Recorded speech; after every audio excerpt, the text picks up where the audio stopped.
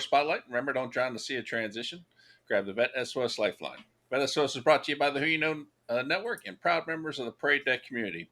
As always, I'm here with Dr. Hira. Dr. Hira, how are you doing today? I am doing great. I always look forward to learning, and here we go with another school. It's good.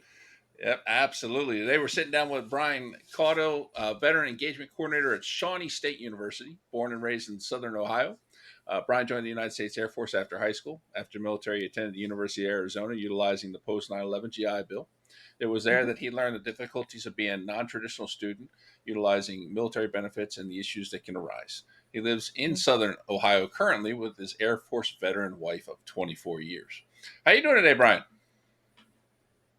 I'm doing great. How are you Not too guys? Yeah. bad, not too bad at all. Excited to jump into this and hear about your program. But before we do that, tell us real quick about your transition. How did that go when you left the military? Yeah, so my transition was a little bit different than probably most. So I was mill to mill, and so I got out of the service prior to my wife. So I was the spouse hanging out on base. So I ended up using my education benefits while we were stationed in Arizona. Went to the University of Arizona, as you said, and just really learned firsthand what it was like being a non-traditional student Mhm. and navigating the ins and outs of the GI Yeah. Bill and veteran benefits while pursuing an education. Yeah. Very nice, very nice. And I think that going through that has to provide you a great baseline for trying to run a program on campus. So, how has that helped shape how you do things? Yeah. It's helped tremendously because it's different when you go through something and you try to help other individuals other than, well, I think this is how it would have gone, or Yeah. that firsthand experience is vital to a role like this, in my opinion.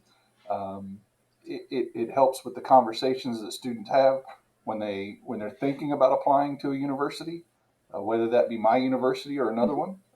I'll talk to them and say, hey, here's the ins and outs. Here's what to expect. Here's a timeline. Mm.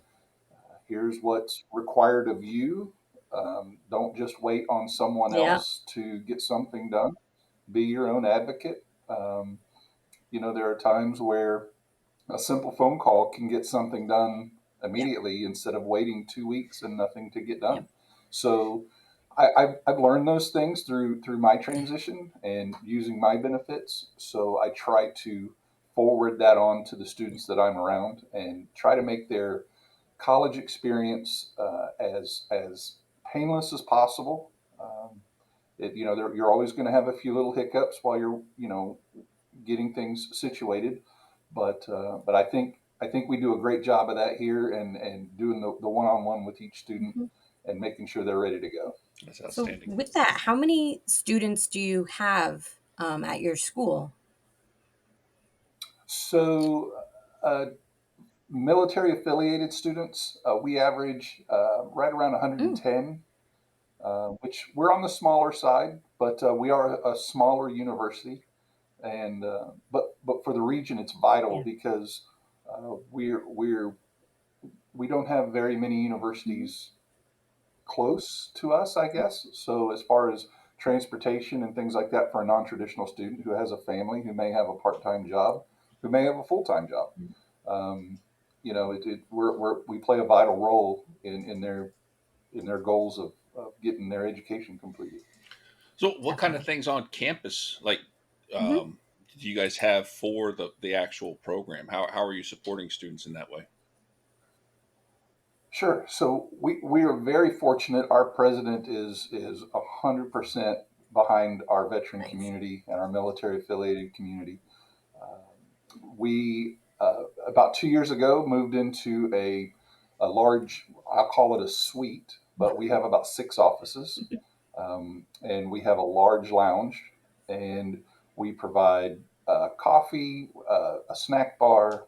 We have a large couch with we have video games, PS5, Xbox, run the whole gamut there. We've got um, Hulu, Netflix, all that stuff for students to hang out and watch. We have recliners for people to sit and relax with massage and Nice. heat. And just you'd be surprised how many students like that. In between classes, they'll come and take a quick nap. Uh, we offer a private study room, so we have an area there where students can come up and study by themselves. They can bring up a group study from other individuals from their class, and that's been extremely helpful to the Hmm. students.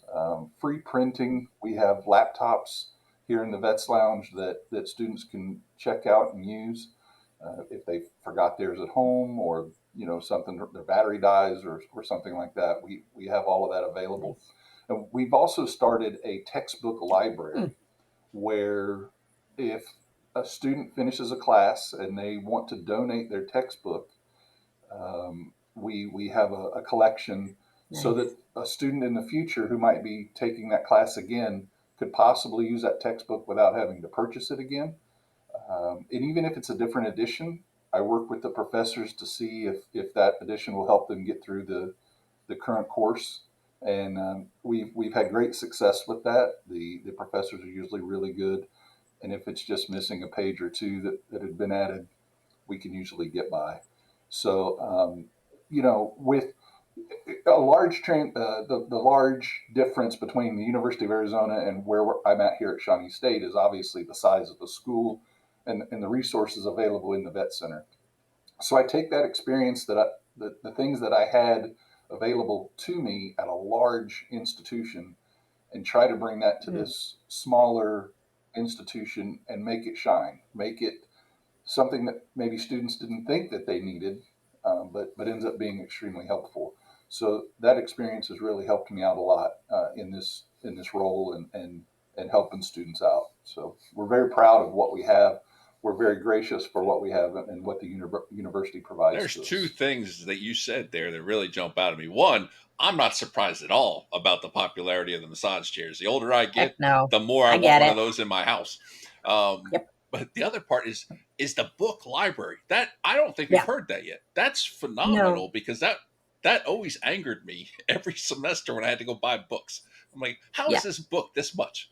And so I love that idea. That is fantastic. Well, and we run into I've seen it time and time again where the bookstores don't have the book yet. They're waiting and class has begun, and so just having, even if, yeah, it is a outdated edition, but you can at least keep up a little bit till your copy arrives. I mean, I know supplies have been one of the biggest headaches for a lot of people.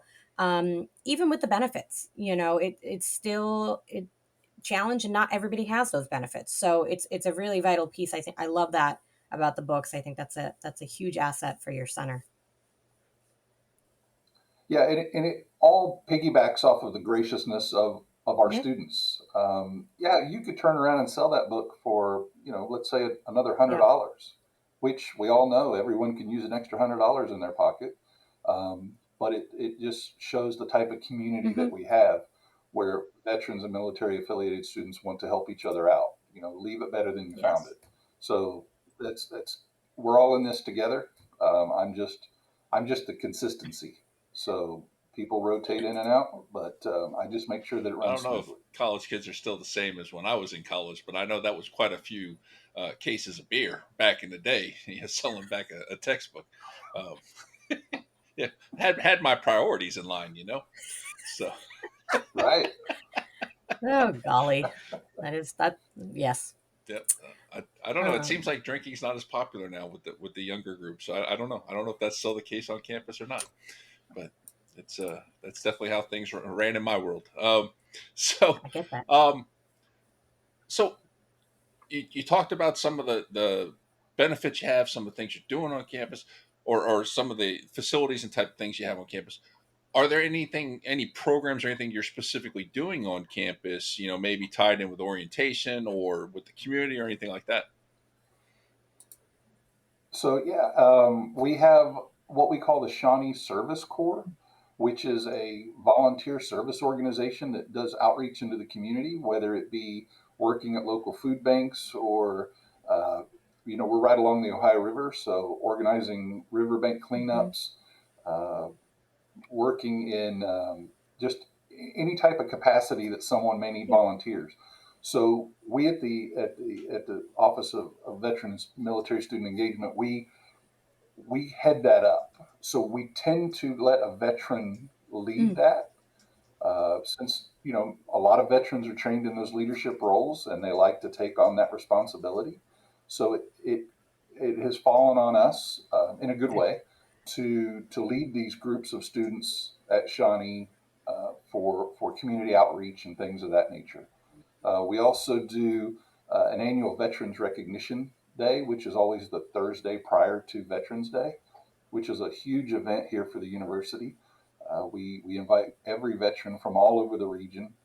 We have helicopters come in. In the past, we've had skydivers. The president of the university actually was a skydiver one time, landed in on our alumni green. We have, t- uh, you know, 30 tables set up for veteran resource information. Um, the VA is always a huge asset, and they're always here to help out. And anything in the community or the region that facilitates anything towards veterans, they're invited and always come and show their support. And we offer them a free lunch here at the university. We give out T-shirts and things like that.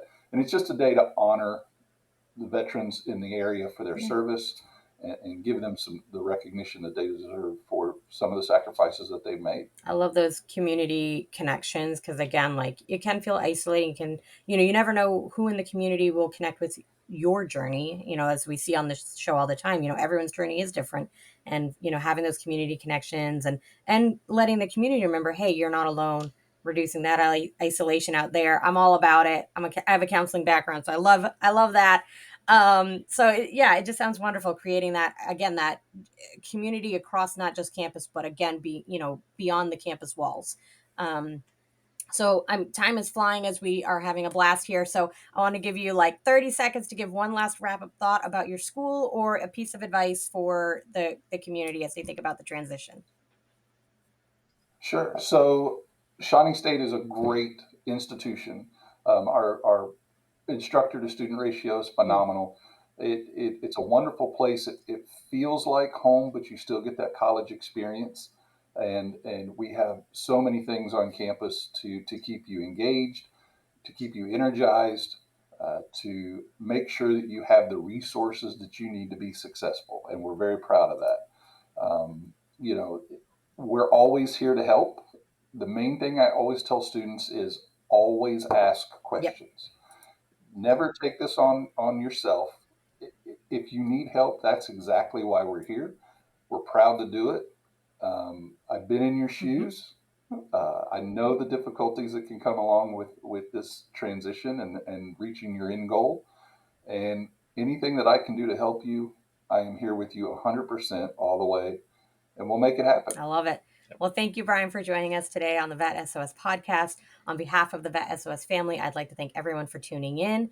You can find the VET S.O.S podcast on all your favorite podcast platforms, YouTube, and social media.